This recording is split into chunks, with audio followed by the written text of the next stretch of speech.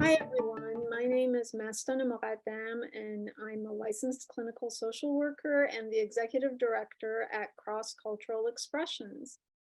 And I'd like to welcome you to the Access for All YouTube episode where we're speaking to members of the physical disabilities community. This is a series of 6 YouTube videos that we are creating by Cross-Cultural Expressions in partnership with the Access for All Underserved Cultural Communities Subcommittee of the Los Angeles County Department of Mental Health.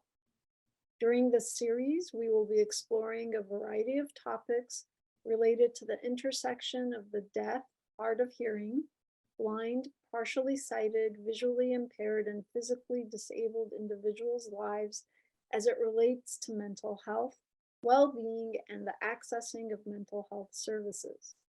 This is an opportunity for members of these communities to sit together and discuss concerns, share resources, and give insight as to the work that can be done to keep individuals and communities uplifted and living their best lives.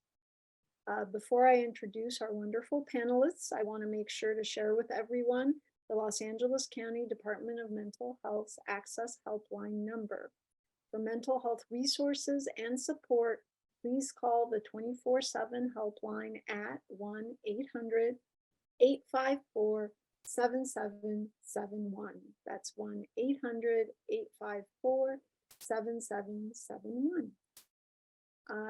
And now I'd like us to get started by allowing each of our panelists to briefly introduce themselves and their connection to the physical disabilities communities. And we can start with Ray.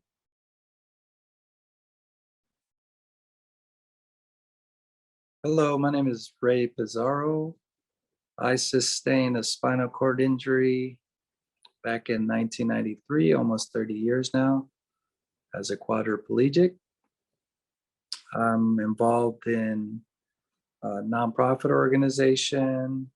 I also do some volunteer work as a patient advisory council for Rancho Los Amigos National Rehabilitation Hospital, and worked as a peer mentor there for families and individuals suffering with traumatic injuries. And yeah, just happy to be here and being able to share. Thank you. Thank you. And we can move on to Minou. I'm Minou Michlin. I'm a licensed clinical social worker and retired social work faculty from Connecticut. We retired in California. I had polio at the age 3 and have been was very active in Connecticut, but I don't do any community activity in California related to disabilities right now. Thank you so much, Minou. And next we can hear from Carlos. Hi, yes, my name's Carlos Benavides. I'm a C2 to a T1 tetraplegic, which means I'm a paraplegic and I also have nerve damage. I co-chair the Patient Advisory Council at Rancho Los Amigos. And I'm also president of the Los Angeles County Commission on Disabilities. Wonderful. And last but not least, Shoreh. Hi, I'm Shoreh, and I got polio when I was 3 years old. And from background education, I'm food scientist. I have a master's in food science. Wonderful. Thank you so much, all of you, for being here. I know in the last video, in part 1 of this video, we spoke a bit about, how has your mental health and mental well-being been impacted, not just by the disability, but by the community, your culture, response to the physical disability. I wanted to get a little bit, I suppose,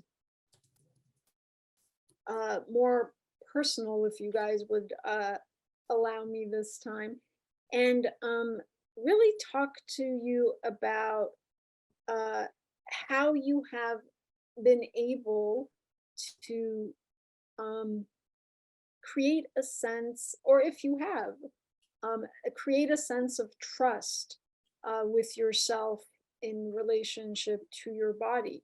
Because a lot of the people that I come into contact with who have limited abilities in their physical body, a lot of times there seems to be a sense of trust within them, their bodies, and their trust in their physical body, and their kind of association with their physical body that goes away.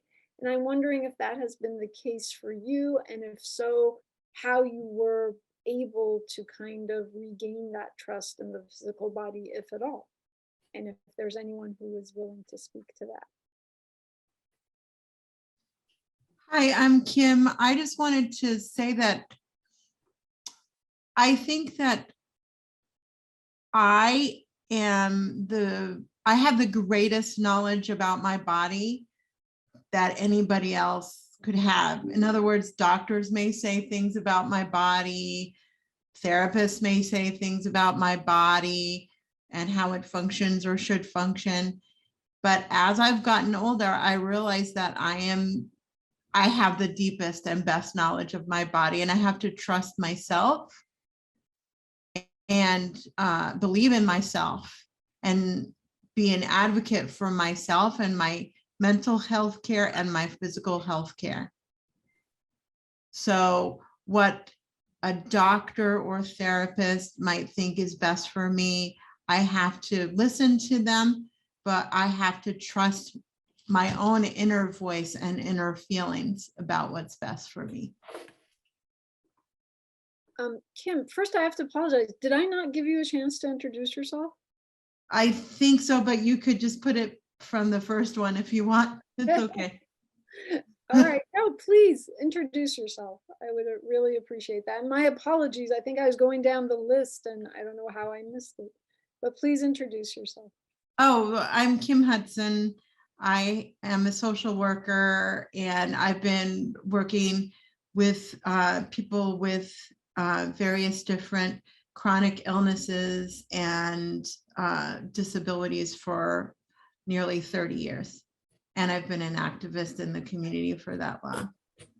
Okay, so you might actually be not only from personal experience, but professional as well, perfect person to ask this.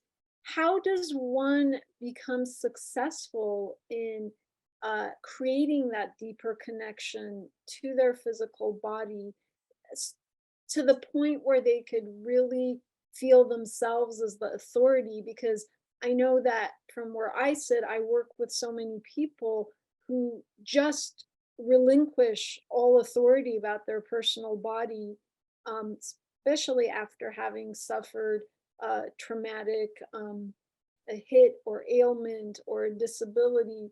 They relinquish it to all the doctors and therapists, and always have a sense of fear in making any personal decisions. So how would you guide people who are in that state where they really feel like they are not the authority and don't know best and are always questioning themselves to kind of move past that fear? Now, when this was really an issue for me, the internet did not exist, right? So I had to learn by trial and error and talking to different therapists and talking to different doctors and learning from them, but also taking that information and trying it for myself. Now I would really recommend that people who are facing that challenge, there are so many, especially with the advent of Zoom and everything, there are so many groups of people that gather together and talk about their issue, whatever their issues are. Like I'm a member on Facebook of a group of women aging with my disability, specifically my disability. And we can ask each other questions and get resources and vent. And it's very, very helpful. And it helps me to become informed. It helps me to help others. And I learned to trust myself because I learned that my experience is pretty common, actually. Okay, nice. Anybody else want to? Yes, please. Yeah, if you can't tell by now, Ray and I are real good friends, okay? I think the hardest thing for me was to learn to accept my disability. I think that's the hardest thing for anybody, is to learn to accept it, learn to accept your limitations. I still haven't quite accepted mine. Ray will tell you I've fallen I don't know how many times. And he swore if I fell one more time, he was going to buy me some helmet and some elbow pads. But, you know, he grounds me, you know, he reminds me that, you know what, you can't do that, but let's do it this way. And we work around it. And like you said, you know what, you have to know yourself. I went to an emergency hospital. I told them I had a fever and they said, no, you don't. I said, yes, I do. And they said, you're at 98.9. So you got slight fever. And I tell them, my normal body temperature is a 96.1 since my accident. So see, the medical field doesn't really know you. You have to know yourself and empower yourself, not to be scared to talk to them just because they're educated in what they do. And that's why we tell people, you know what? Everybody is different. Everybody has a different symptom. We can have 20 wheelchairs. We can have 20 people with traumatic brain injury, but everyone has a different symptom. And once you explain that to everybody, you know, and they understand and you stand up for yourself, that's a majority of it. And that's where I get my confidence from. Yeah, Carlos makes a good point. This is Ray. I actually going through rehab and all the doctors and stuff. The number one thing was to like regain our independence. And another big piece was to direct our own care. So directing our own care is a very powerful and liberating experience. At least it was for me, because as a 20-year-old, I had my mom and brothers, you know, do most of the stuff for me, make my appointments, pick up my medication. And until later, I'm like, I think I could do that by myself. And once I started taking little steps to do that, I was in control of my own ship. Well, actually my own body, that I tell people you should treat as a temple. So I said, I'm in charge of my own temple, basically, to be able to be on top of my test results, medication, appointments, rescheduling. It was something that I just had to transition to. And now I'm glad I did it sooner than later, because now I'm really, really in tune with all my doctors, have good communication, knowing that all of them can network with each other to be on the same page in case the surgery comes up. And that is like what I pride myself in. And Carlos and I, another good thing is that I recommend that it's worked for us is the buddy system. Always have a buddy or a pal that you could lean on for, you know, just a quick call. Hey, I want to run this over you. What are your thoughts? Someone you could trust that has experience or similar issues, and or maybe more wisdom, that could give you a different perspective on things. And also calling each other out, like he mentioned, right? Sometimes we have to have the tough love, I guess, to be able to, hey, don't do that again, or you're gonna fall. Or, you know, don't take a chance, it's not worth it. And maybe that'll instill some initiatives in them trying to do better for themselves. But that's just my experience. And with that buddy system, we have each other's personal information. So if something happens to me, they can reach out to him right away. And he has my records on everything that I go through, and vice versa. And as Kim said, we hold support groups we hold about 6 a month, 6 to 8 a month. And that's the best place to learn what somebody else is doing. But when you go to the support group, don't take everything they do or try everything that they did, because they might have more experience than you. But you know what? Just listen and pull something out of there and see if that works for you. Because whatever we talk about doesn't work for everybody. Absolutely. Gosh, that's such wisdom from everyone. I know that a lot of people, particularly those who have newer diagnoses of some sort of physical limitation, tend to, like, the first step is almost that they pull away from society and they don't want to be as social and they tend to isolate. And I know that it takes, a bit of work to kind of push through that and maybe get to the acceptance that you were referring to, Carlos. And I want to hear some of your stories. How were you able to get to that acceptance? And was there a time where you found yourself wanting to push back and not come out into society? And if so, what were the reasons for that? Was it only emotional, or was it also accessibility related? So if anybody could talk to any of that, that would be great. Definitely, I was isolated because of my situation. I can give you an example. When I was at college, because of a physical limitation I had, I could not walk from one course, from one class to other class, and I used a electronic scooter, and I was alone during my whole education time, because in the class, we didn't have a chance to talk. But usually when we walk from one class to other class, you find one person to just walk through the other classes or talk. And I didn't have that chance. I have to use an electronic scooter, go to the other classes. That's why most of the time I was lonely. I felt I'm alone, and this is very obvious. And so, was there a way that you worked through that isolation, or is that something that you continue to struggle with today? I can say yes and no, because I try to not be alone. I tried to, if there was any activity that I could participate, or like any discussion class, I could talk, but it was in a short time. It was temporarily. For myself, definitely, I tried to participate many different Zoom meeting or like art classes that I like, and then to not become alone. But in general, I think it was last week I heard that before the people was alone in United States, I believe it was 12%.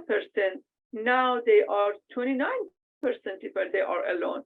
I'm saying I feel lonely and I'm alone, not because of my physical limitation. In general, many people now, they are alone and they have a difficulty to just participate as a group or become an active person. Very good point. Yes, I think there was some new statistics that came out that really talked about the increase in social isolation and how it's affecting everybody's mental health. And so much of that may have come about through COVID and those years of real isolating from each other. We're seeing a world now, with the advent of or advancement in technology, where there's so many virtual opportunities for engagement. So I wanted you guys to speak, if you can, if anybody can speak to how has the virtual world changed things for you for the better and or for the worse in terms of becoming more involved and engaged and having more access to perhaps environments that you wouldn't in the past. I know when we wanted to film these YouTube videos, originally we were trying to, have everyone come into studio, and we were fortunate enough to have Kim actually really walk us through how that could be really challenging for someone with a physical disability, and the way she kind of walked us through step by step of the things that maybe the average person doesn't even think about was really impactful. And I'm wondering, Kim, if you can kind of share that with us and also speak to how the virtual world has helped and how it has maybe limited or increased that social isolation. You're on mute. Can you unmute yourself? Thank you. I can say that transportation is always an issue for people with various different types of disabilities. Just getting up and getting ready and getting able to go out takes longer. For the last almost 30 years, I've been involved in organizing within the disability community, and there are so many obstacles to everybody getting to one place at the same time. Just it's hard for many, many reasons. So I'm happy that we can all be here through Zoom today. It's a little bit easier. It takes a lot of the barriers away. I think it's frustrating to me because I'm a community organizer, and if you look at the disability community as a whole, there's more of us than people without disabilities. If we gathered together to become active for common causes, we would be really effective. And I hope that through Zoom and everything, we can support each other and be available for one another more instead of being so fractured. That's one thing I don't like. People separate us out. Okay, there's people with physical disabilities, there's people with hearing loss, there's people with vision impairment. It's very separating, right? And I wish that we could all come together actually more and work on common issues that we all have as a group. So I hope that we can use technology to bridge those gaps and let our voices be heard. I agree with Kim. Okay, I agree with Kim on a lot of that. But I also realize that, you know what, the more we're at home and we're sheltered from everybody, it becomes a meaner society out there because they lost the ability to interact with people. I mean, you go to restaurants, Ray and I go to restaurants, and there'll be people at a dinner table, 6 people, 4 of them will be on their cell phone. Okay, lack of conversation.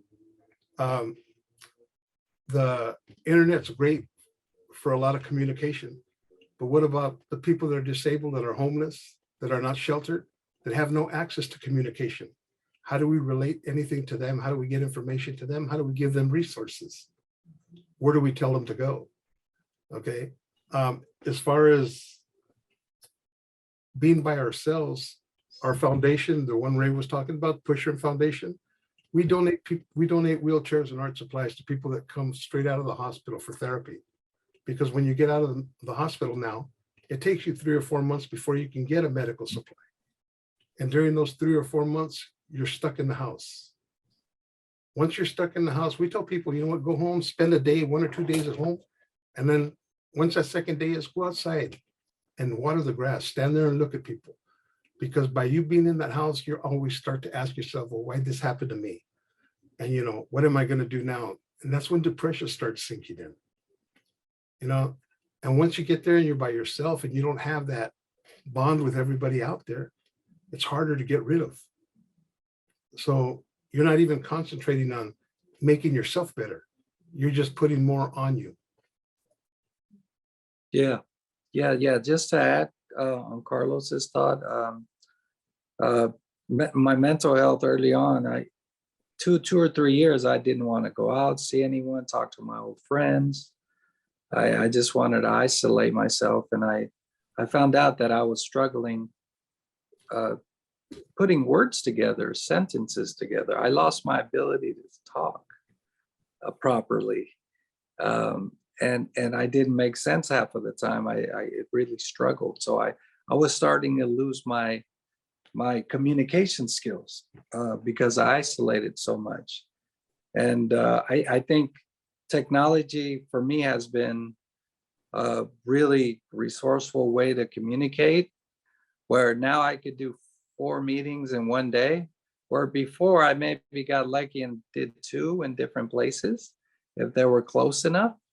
And as far as being productive and doing stuff, they also are incorporating a lot of accessibility features in software and websites and things like that. So and also work from home. So COVID actually opened up a lot of opportunities that we should take advantage of to implement as an option to work from home, or consider that a reasonable accommodation depending on our situation and how good your employer is. But also the other piece is incorporate, now that we're coming out somewhat of COVID, still be mindful, but also incorporate in your weekly or monthly schedule in-person activities if you feel comfortable, right? Join clubs. There's meetups. There's art walks in your neighborhoods, like engaging with your local restaurants. I mean, all that stuff is just going to help you come full circle. And one more thing, if I could add, is the Abilities Expo that goes around the country and shows off all disabilities, resources, equipment, just everything was eye-opening. I think that's what really triggered me to not feel so isolated, is seeing I'm not alone. Look at all these people. And then you look at someone with more challenges than you, and all of a sudden you're okay. You could handle yourself better.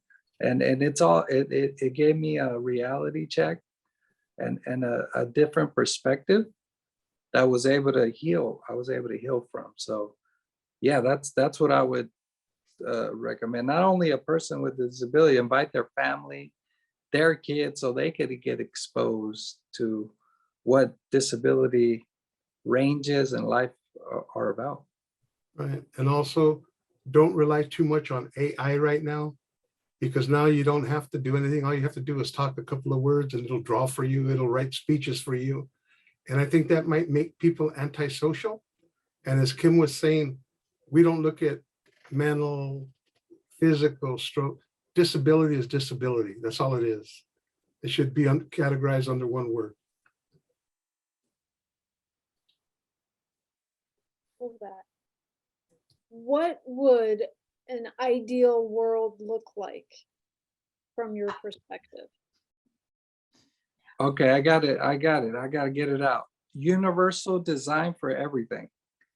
Like incorporate that into making new buildings, new infrastructure, whatever it is, make sure you have, and also disability people to have better communication with those prideful engineers that don't want us in there looking at schematics or walking through their prefabricated ideas, and have an open mind to be receptive to what really matters to us.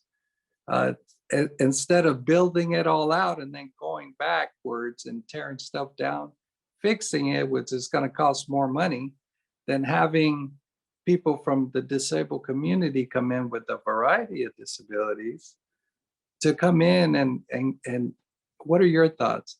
What do you think about the size? What, get into details. I think that'll be a great world. And on top of that, Ray, I think rolling into a county building to one of our meetings, one of our commission meetings, because I roll looking down on the floor. I don't look at whoever's in there until I turn around at the desk. Is if I can roll in there, turn around at the desk, get my gavel ready to start the meeting, and there's not one person out there, then you know what? Disability has been taken care of, and that would be the best thing in the world for me. Good point. Good point. Anybody else?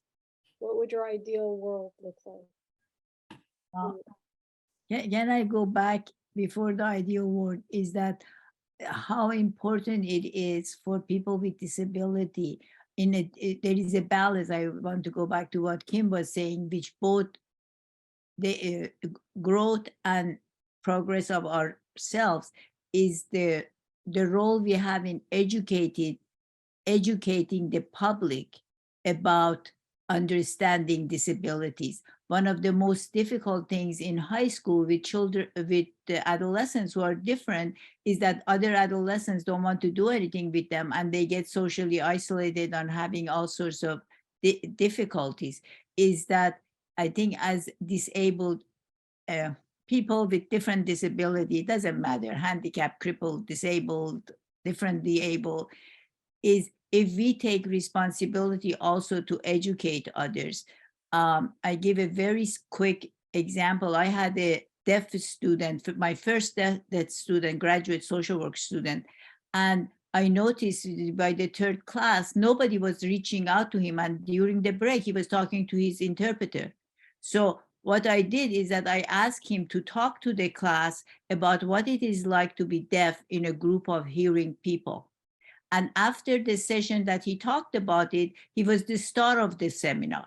And it was a year-long seminar, but it went from being an isolated person because others understood what he was feeling and what he was experiencing. And I think we have that responsibility as people who are different to educate others, and especially young people, so that, and children, so that they accept, the children who are different. I have a granddaughter on the spectrum of autism spectrum, and I invite children in the family the same age. None of them are, she's the birthday girl, but they're all talking to each other and nobody's talking to her. And this is something that we have a responsibility to educate the community. Very well said. I think it's also beneficial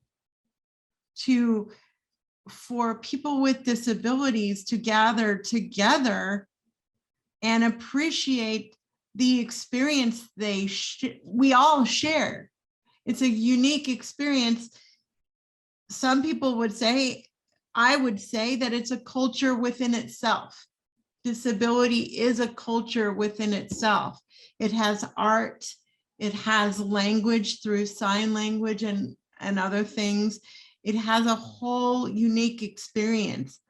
And I really, since the time that I was a youth, have taken great pride and comfort in being with other people with disabilities. I don't have to explain my experience. I don't have to, yes, we should educate the public, but it's sometimes very difficult, to be an example all the time. Like, yeah, no, but I have felt the weight of that also. So it is kind of nice to go into rooms where I'm not the only one, or where I'm part of the majority. So I would encourage everybody who may be facing isolation, and loneliness and isolation is one of the biggest issues of the 21st century, I think, especially after COVID, to gather in Zoom groups or in the city work with the Commission on Disabilities or whatever. Just find your community and find a place where you don't have to be alone. It's a struggle. It really is a struggle. Absolutely. I Can think I add, there's, can I add something? yeah, of course. Okay, thank you. I think, as a human, we are not perfect. So I don't expect a perfect word for myself. But I think I'm just looking for at least have more accessibility to the environment. For example, if I want to go to see the snow, there is no accessible trail to go and see the snow, or to the nature, right? Or if you want to go just spend your time for just window shopping or shopping, many of the biggest stores, they don't have a electronic wheelchair. For example, if you go to the Macy's, they don't have it. And because I have a sedan car, I cannot carry my scooter with my car. So most of the time I don't go. I'm saying, there is because we are not perfect, but at least my expectation is to have better accessibility, in many other places. Makes sense. That's all. Absolutely. Absolutely. Makes total sense. It's so interesting, as we talk about, or as I'm hearing your feedback about this idea of isolation and how to really work through it and overcome it, it seems like we have to use, your feedback seems to be that in balance, we need to use all of it, the virtual world, as well as having the accessibility to go out there and be in person as well. And it sounds like so much of that needs to be kind of balanced for a person to really combat and overcome the sense of isolation. And so I really hope that everybody watching this podcast, or this YouTube video, really gets a sense of that it's not just one thing making it okay, that there really does need to be a combination of the accessibility along with the virtual world, because I think we're very ready to write off one for the other, it sounds like. So thank you all for sharing your thoughts on that. I want to know what each of you personally do to uplift yourselves, because I know that a lot of people that watching this have this sense that, something has happened to me, or I'm dealing with a certain disability, and that's it. Either it's the world's problem and they have to fix it for me, or there's no answer. And so much of what I'm hearing from all of you is the importance of being empowered and being your own advocate and kind of helping you move through and push through and just feeling better about yourself. And so what are some self-help things that each of you partake in that have really helped you uplift yourselves?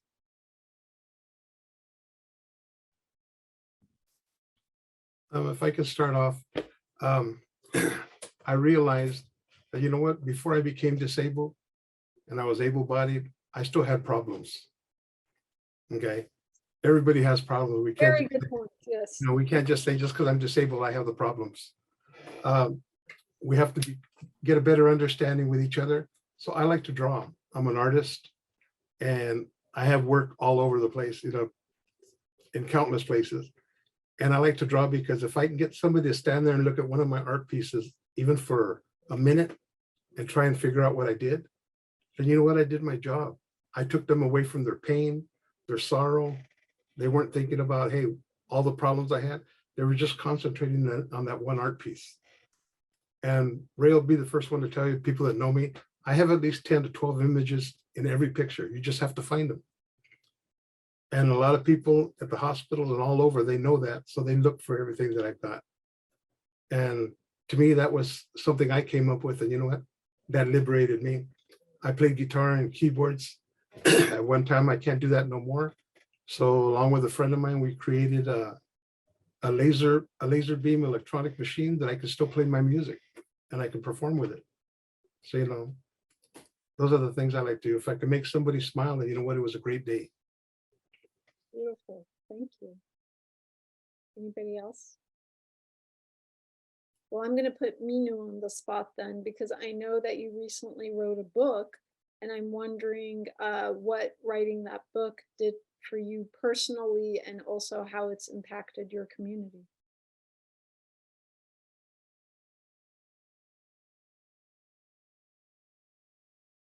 Thank you for giving recognition to my book. But can I just say a few words about what lifts us up is that I have found out that since I was a little girl, that if I do something for somebody else, I feel better. And even though I have retired, I do basic casework, home visits. At the age 81 with my limping and with 2 canes, I climbed 2 flights of stairs to make a home visit in the housing projects. And when I come back, I feel like I'm 21 again. And I think that we just making a home visit for me is like you're playing the music. It just elevates my spirit. So it doesn't have to be just art. It could be whatever we are doing that makes us feel good. I wrote a book. It's called I Kept Walking, and it's based on when I wrote my story of growing up until when I had my daughter. I realized there were a lot of situations that maybe somebody else wouldn't have walked or kept on walking, and I had kept on walking. So that's how the book title came from. It took me 4 years to write it. And in addition to my mobility impairment, I had dyslexia, which I didn't know when I was growing up. All I knew is that I was as smart as the smartest kid in the class, but they were getting A's. 20 in Iran, top number for grades was 20, and I was getting 15, which was like a B or B plus or B minus, and they were all getting A's. And I couldn't understand how come verbally I am as good, and in debate I participated in all the debates in school, but I never wrote a good composition and always made mistakes in my dictation. When I had children, I learned, oh, that was dyslexia. So I couldn't write my book. I put my saving in, spend it in hiring a professional writer, and I sat across from him, and I wrote my stories. Then I talked my stories with him. Then he corrected my stories. Then I gave it back to him, and it took us 4 years to come up with this 316-page book, which are little anecdotal stories from one chapter is about where my family was from, but the rest of it is from the time I was born until I had my daughter. And it was different stories, and you can see I'm advertising it behind my head.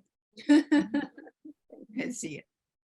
I would also encourage people to meditate. That is very helpful to me to be centered, and just that knowledge that you can go to your breath, that emotions exist and change, and that I don't know, it uplifts me. It gives me a centeredness with which to deal with my whatever struggles I might face. And also, I agree, any type of art, music, even just going outside and being outside away from your 4 walls, talking to your neighbors, looking at beautiful things, getting outside away from yourself, always inwardly focused. So there's lots of different things to do, including getting therapy when you need it. Okay, it's important to know that all of us have times where we need help to deal with what's in front of us. And there's no shame in that. There's, it happens to everyone, whether you have a disability or you don't.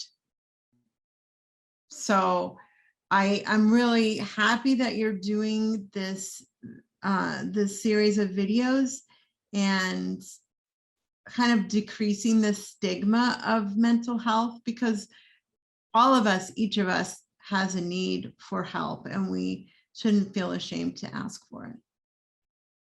Thank you so much.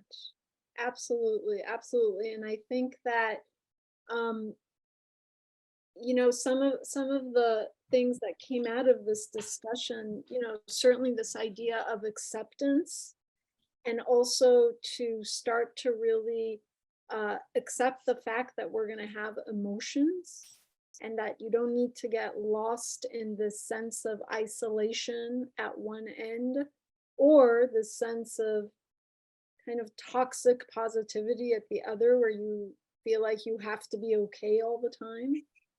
And that it's really about recognizing that for everybody, there's going to be times where you're feeling better and times where you're not feeling so great. And as long as we're able to have things that we go back to that kind of lift us up, so that we don't stay in the depression or the sadder emotions for too long, I think that's really important. And I really appreciate all of the suggestions that each of you gave in how to uplift yourself, particularly in times where you're feeling down, and certainly the creative arts and the music and the meditation, but also really the importance of having those close friendships and support groups, and really having another person there, often someone who has experience with what you're going through, that you can call upon to lift you up out of a moment. I really enjoyed hearing about and appreciate the closeness of your friendship, Carlos and Ray. I think that's a beautiful example of really having someone there who you trust, who whenever you're feeling down, you can really reach out to and maybe have a momentary conversation with, even who can understand you. And certainly the notion that, the more we hold back and isolate, we tend to stay in our feelings. But when you can go out there and share, and Minou, you said a beautiful thing about helping others.